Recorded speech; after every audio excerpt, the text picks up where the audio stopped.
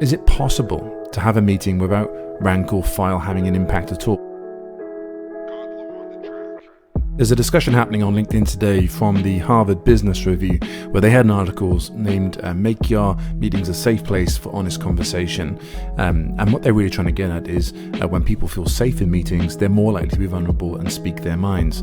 But is it possible to have a meeting without rank or file having an impact at all? And I don't think it's all that escapable. I think it's something that we just have to accept exists. However, all that being said, you can build a relationship based on trust, fairness, and a value, which enables really the best meeting outcomes possible.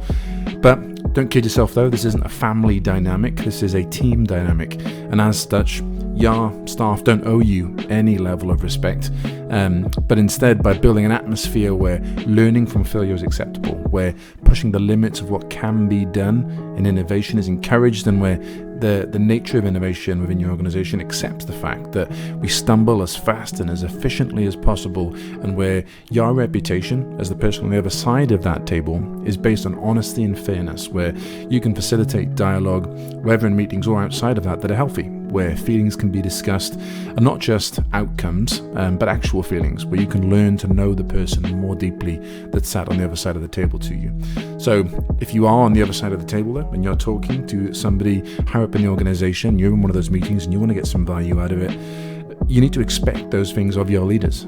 If you aren't receiving those things, then you need to call it out. But you need to call it out in a smart way. And one way of doing that is by using I words instead of you words. But what do I mean by I and you words? Well, here's one of those differences. Let's give a you word kind of style. You have created a terrible environment where no one wants to try anything. Doesn't come across great, right?